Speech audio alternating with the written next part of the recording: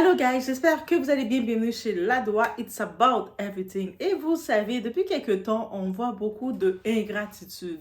C'est-à-dire qu'on a fait du bien à quelqu'un. Combien de fois vous allez pouvoir même en témoigner, que ça vous est arrivé, que vous êtes appelé, vous avez senti un appel de faire du bien pour quelqu'un. Et la personne à qui vous avez fait du bien, que vous avez tendu la main, elle vous a poussé. Elle vous a poussé, elle vous a humilié, elle vous a fait du mal. Elle a tenté de parler sur vous et a essayé de vous saboter.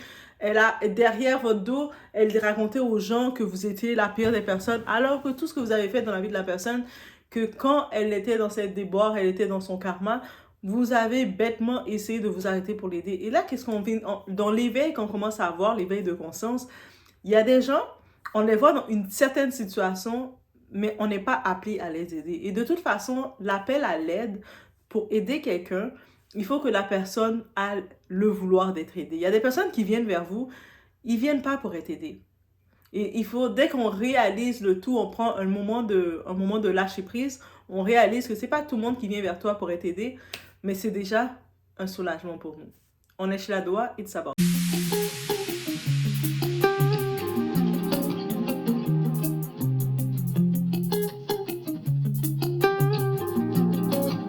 Dehors. Le problème est que maintenant, c'est ma copine qui est chez moi et qu'elle me manque du respect. Quand je lui parle, elle ne me répond pas. Quand je lui dis bonjour, elle ne me répond pas. Et moi, ça me fait mal. Dans ta propre maison. Attends, ma chérie. Dans ta propre maison, quelqu'un que tu es belle, tu le salues, il ne te répond pas. Elle ne me répond pas, elle me manque du respect. Et maintenant, moi, je me vois mal de la dire que bon, si c'est comme ça, il faut quitter chez moi. Parce que si je la dis de quitter chez moi, elle va penser qu'effectivement, peut-être qu'il y a une histoire entre moi avec ce pingouin-là.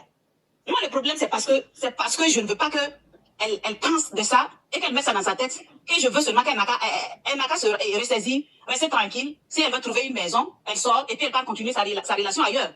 Mais elle me manque du respect, elle ne me répond pas, elle ne me parle pas. Elle utilise mes choses, mais je ne peux rien dire. Parce que si je parle, elle va dire oui, c'est parce que. Et dans ce cas, je ne sais plus quoi faire. Attends, quelqu'un que toi tu es belge.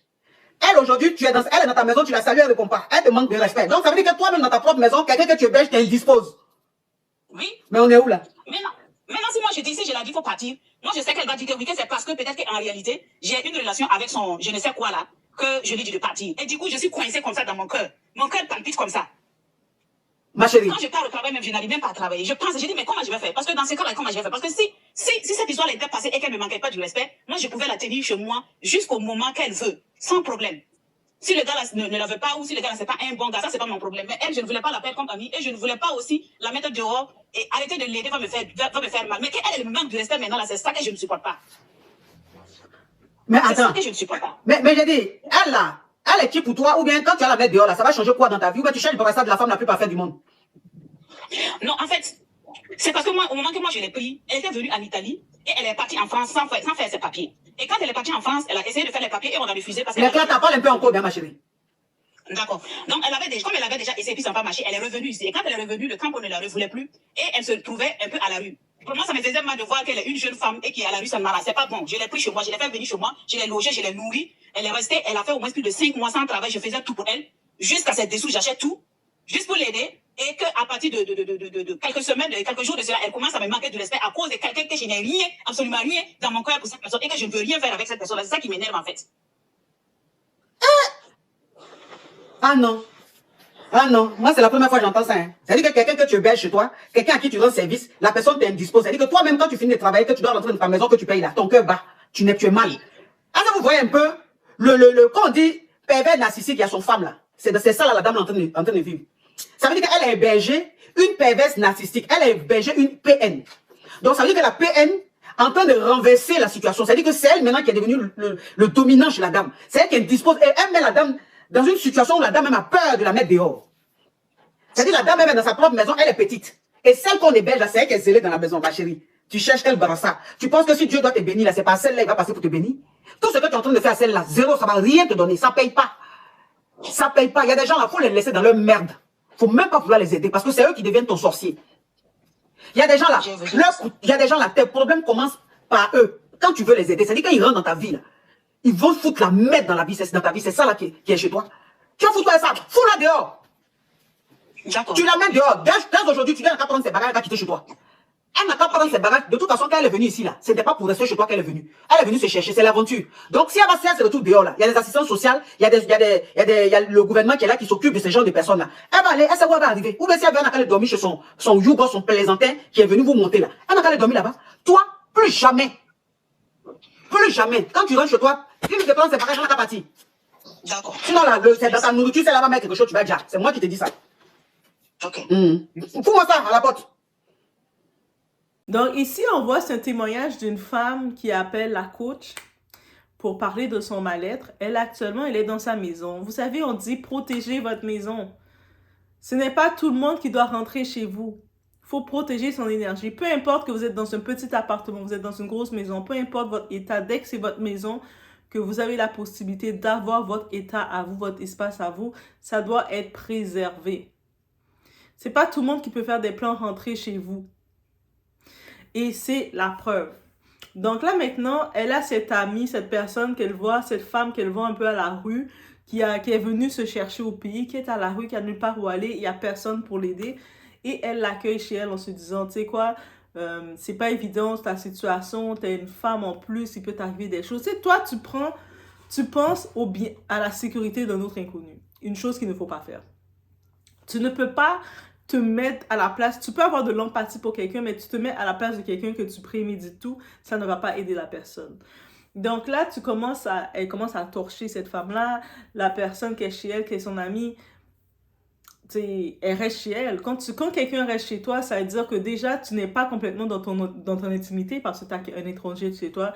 La personne mange tes courses, tes épiceries. Ça veut dire que si tu avais acheté ton petit plat de beignets et puis pour manger toute la semaine, mais la personne en une journée, elle peut le manger. Et c'est histoire vraie. Je me rappelle de ça. Tu sais, des fois, quand tu es tout seul dans tes affaires, tu achètes tes choses, tu sais que peut-être sur le coup, tu vas pas le manger, mais ce que tu t'es acheté, ça peut te durer une semaine parce que tu te connais. Tu connais comment tu vas manger. Mais là, tu as quelqu'un chez toi, la personne en une journée, elle reste toute la journée, elle va manger, elle va vider bien chez toi.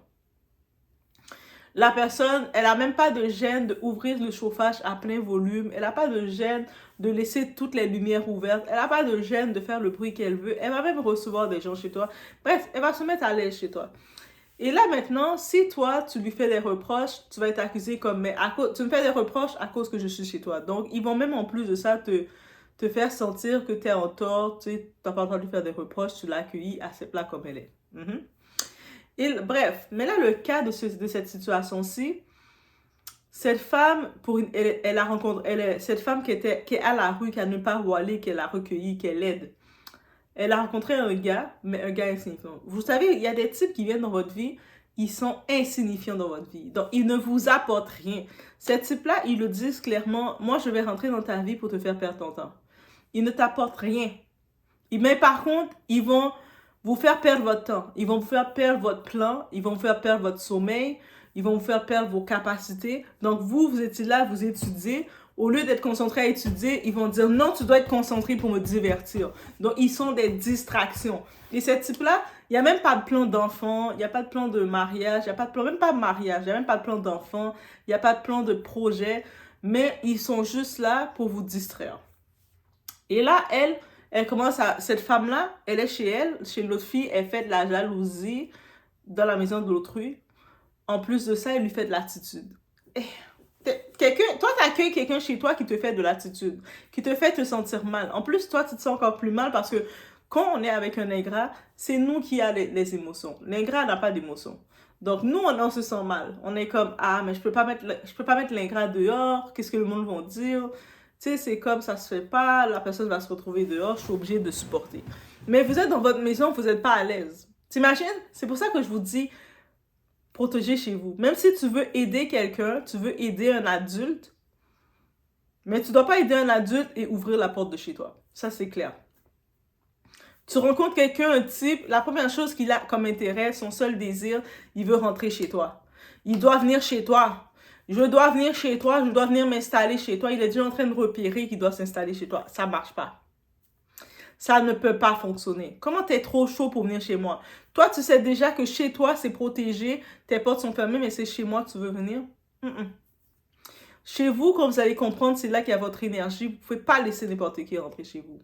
Même pour faire semblant. Vous ne pouvez pas laisser n'importe qui rentrer chez vous dans votre espace comme ça. Rentrer pour venir piaffer. À quel titre? Ah, mais tu comprends, c'est parce que... Il n'y a pas c'est parce que je comprends. Non, je ne comprends pas et c'est pas parce que... Donc, il y a trop de gens qui sont confortables de venir profiter de ce que vous avez. Vous êtes chez vous, même s'ils vont dire, ils vont vouloir mépriser chez vous. Ah, c'est comme ci, c'est comme ça, mais ils veulent rentrer chez vous. Mais tu te vois chez moi, mais tu veux mépriser chez moi? Comment tu peux te voir chez moi et mépriser chez moi? Comment tu peux te voir chez moi, venir manger mes épiceries, venir être chez moi, mais me mépriser moi comme humain? Ça ne peut pas fonctionner. C'est clair et net que ça ne peut pas fonctionner. Tu ne peux pas mépriser chez moi et penser être à l'aise chez moi. On doit faire la part des choses rendu là. Donc, c'est correct. Tu méprises chez moi, c'est correct. Mais envisage pas aucun projet dans ma maison. Et puis aussi, que ce soit l'histoire, on se rappelle il y a quelques jours de ça, il y a l'histoire de l'homme sénégalais qui a fait presque une dizaine d'années à la rue à Paris ou en France. Il était à la rue, il passait de temps en temps quand il y avait de la place dans certains centres d'itinérance. Des fois, il disait que dans les centres, il se faisait même attaquer par d'autres. Et là, une fille, une influenceuse, elle a voulu l'aider. Elle a eu à cœur de l'aider, ouvrir une cagnotte pour lui. Ce type-là l'a poursuivi en disant que dans la cagnotte que tu m'as donnée, tu devais me donner plus.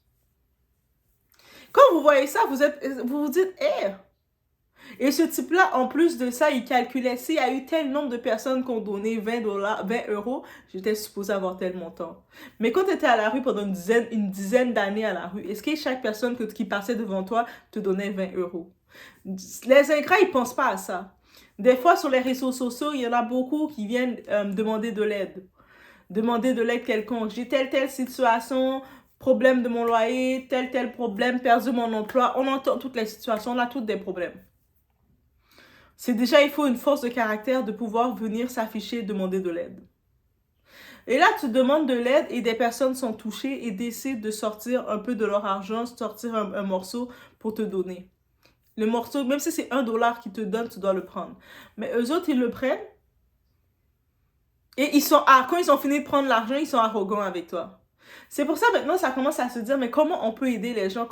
C'est sûr que tu ne dois pas perdre ton instinct d'aider les gens, mais dans l'aide des gens, tu dois savoir prendre tes distances. Donc, tu ne peux pas aider quelqu'un en mettant la personne chez toi. Désolé, ça ne va pas marcher. Parce que la relation d'aide, il n'y a pas de distance. Même si tu dis, ah, mais parce que je la mets chez moi pour la permettre, il n'y a pas de distance. Quand tu fais une relation d'aide, en vrai de vrai, pour éviter les gratitudes, et éviter un apport trop émotionnel face à toi, parce qu'il faut se protéger. On ne peut pas aider quelqu'un et ne pas se protéger soi-même face à tout ça. Pour se protéger, tu n'as pas le choix de prendre tes distances. C'est-à-dire, tu peux aider la personne, mais tu restes à distance. Juste pour éviter ça. Comme ça, même la personne qui t'aide, elle ne va pas derrière se dire, elle se prend pour qui? À cause qu'elle m'a aidé, elle pense qu'elle peut décider de ma vie. C'est ça qu'ils vont dire. Toi, tu aides quelqu'un, tu la reçois chez toi, et puis après, tu essaies de donner des conseils à la personne pour l'aider à faire son CV. La personne est déjà chez toi, elle n'a pas de loyer à payer, elle mange bien chez toi, elle est à l'aise chez toi. Pourquoi tu la parles de CV, de faire son emploi? Donc déjà là, elle n'a pas le même aspect, le même impact que toi, la même compréhension. Elle va se dire, j'ai pas besoin de faire de CV, je suis chez toi, tu me nourris. Et toi, tu vas dire, mais je peux pas rester prendre soin de toi aussi longtemps. Elle va te dire, mais pourquoi pas? Et là, il y a l'aspect que c'est le temps que tu voles de tes propres nids. Elle va dire non. Elle va te regarder avec arrogance. Tu penses que tu es quelqu'un à cause que je suis chez toi? Ils vont déjà venir sur ça.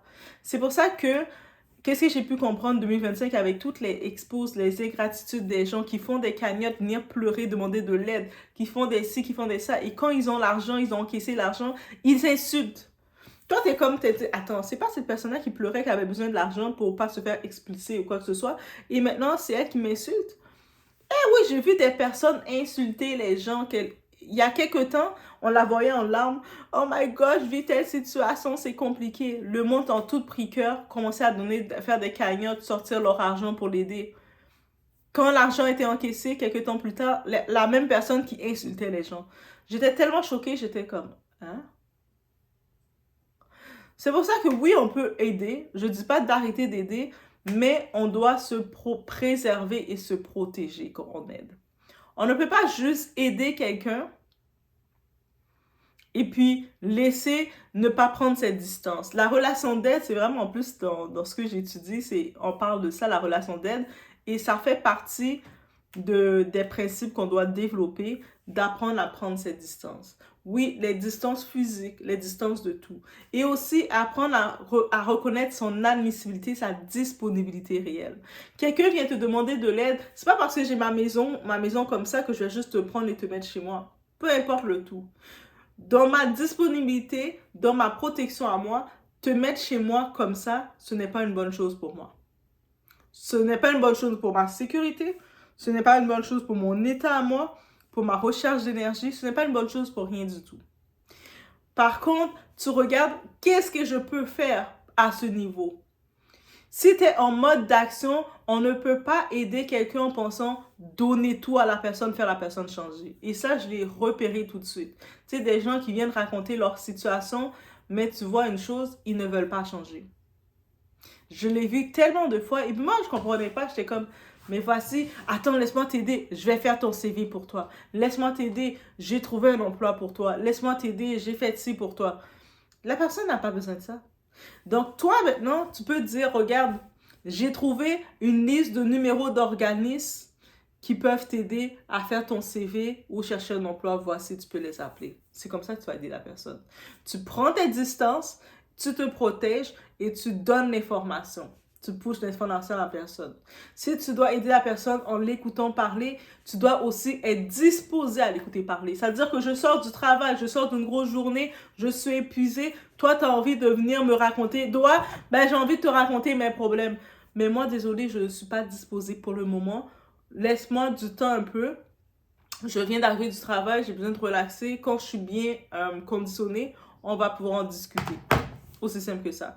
Que la personne soit fâchée, dire, mais comment t'as pas le temps pour m'écouter? Parce que je ne suis pas disposée. J'ai besoin moi aussi de me recharger. Je ne veux pas juste te donner mon énergie et ne pas pouvoir me charger. Et beaucoup de fois, on fait cette erreur-là. On veut tellement aider qu'on ne s'aide pas nous-mêmes.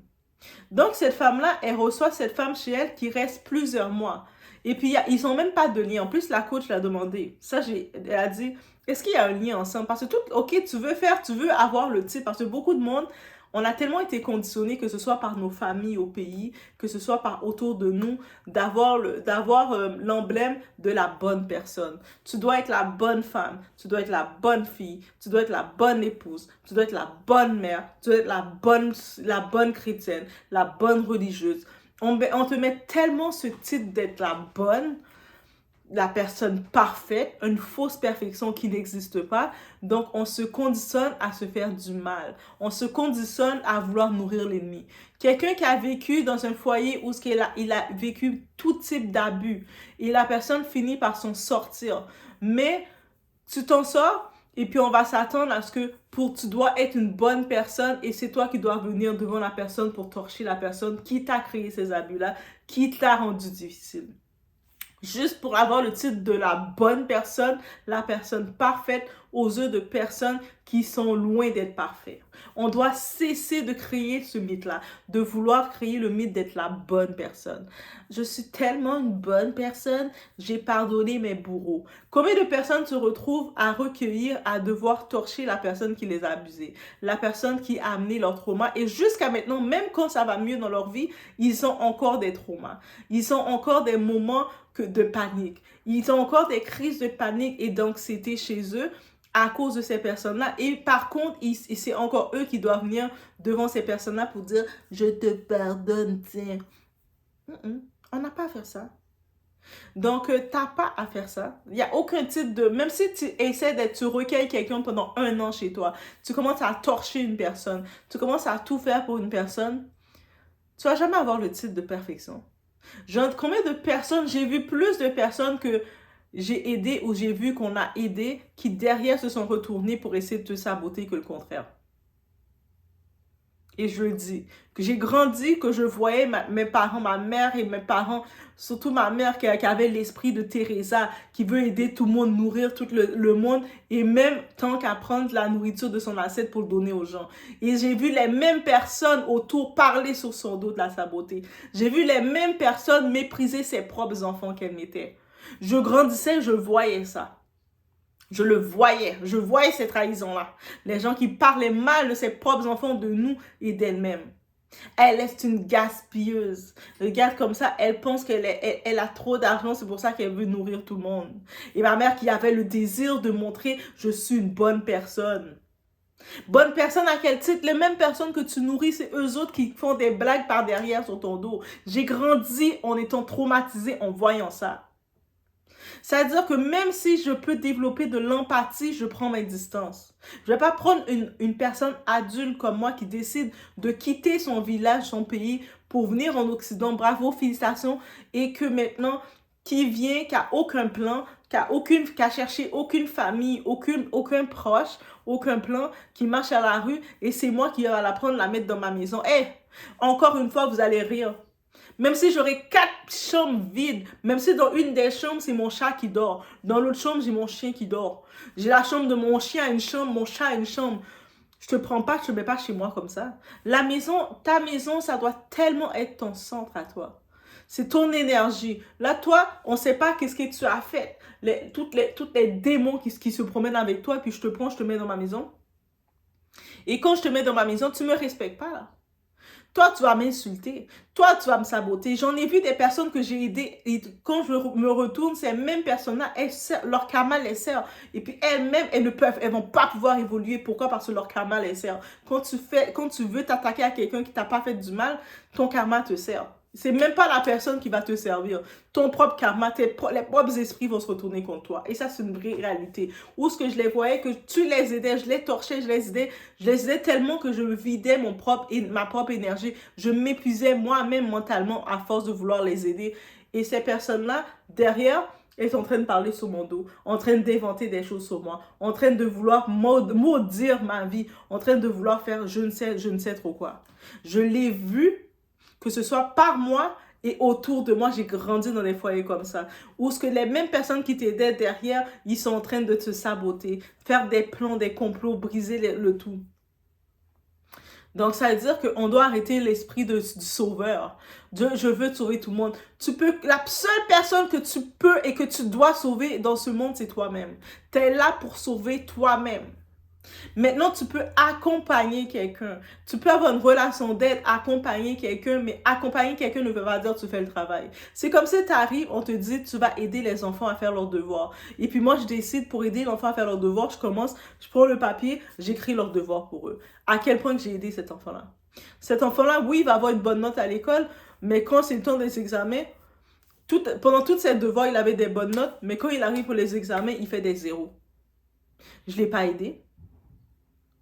Je ne l'ai pas aidé. Alors que si je suis là pour encadrer un enfant à faire ses devoirs, je suis assis à côté de lui, on fait des codes de couleurs, voici, c'est comme ça, 1 plus 1, une orange, tu mets ensemble. Tu commences à faire ça.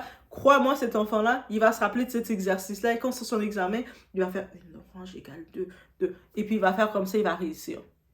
Mais vous voulez avoir le syndrome de l'héros, le syndrome du sauveur, juste aux yeux de la société pour que les gens puissent vous dire que vous êtes une bonne personne. Mais les gens ne vont jamais dire que vous êtes une bonne personne. À quel titre que tu vas laisser un déchet chez toi aussi longtemps qui te veut autant de mal, qui te maudit sur ta vie? C'est-à-dire que tu es dans ta maison, comme la coach a dit, cette personne-là, cette femme-là, elle peut empoisonner sa nourriture.